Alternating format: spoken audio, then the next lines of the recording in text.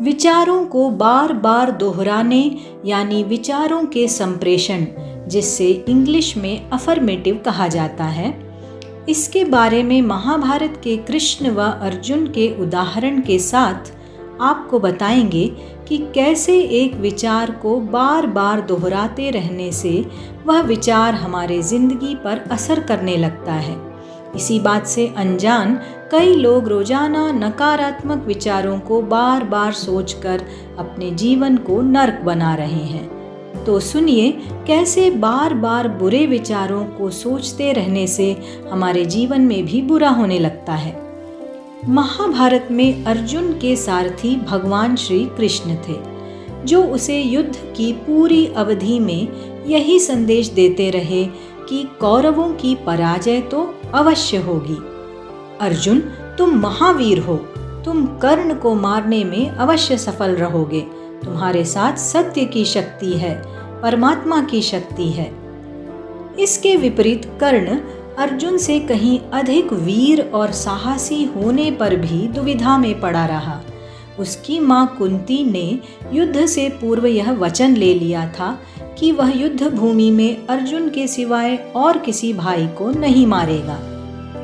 जीवन भर सारथी पुत्र कहे जाने वाले महापराक्रमी कर्ण के मन में कितना द्वंद्व और दुख रहा होगा कि उसको जन्म देने वाली माता कुंती ने उसे अपना पुत्र स्वीकारा भी तो कब, जब वह अपने जीवन के सबसे भीषण और निर्णायक युद्ध महाभारत में कौरवों का सेनापति घोषित कर दिया गया।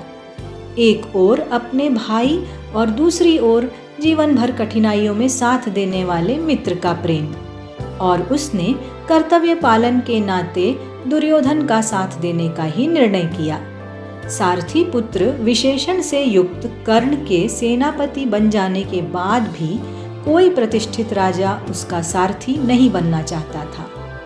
दुर्योधन ने अपने दबाव से मद्र देश के राजा शल्य को उसका सारथी बनने के लिए विवश किया, और शल्य, जो नकुल तथा सहदेव पांडवों के सगे मामा थे, कभी नहीं चाहते थे कि कर्ण की अर्जुन पर विजय प्राप्त हो।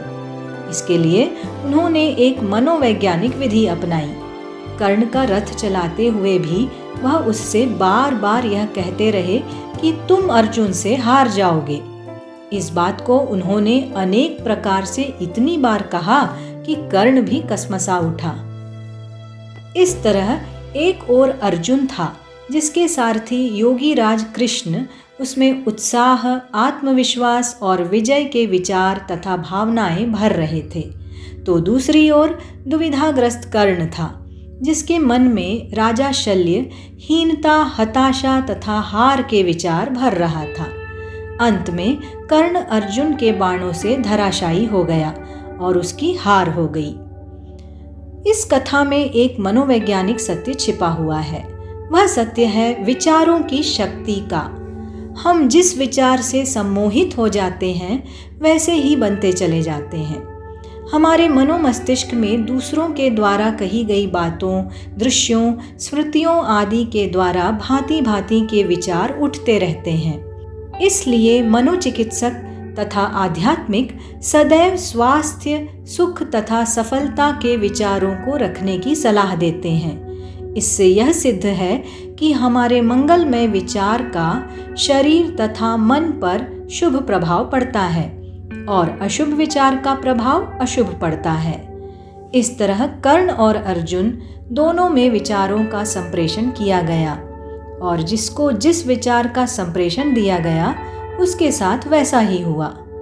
हम रोज़ाना अपनी ज़िंदगी के बारे में कैसे महसूस करते हैं, यही हमारे आने वाले कल का निर्माण करता है।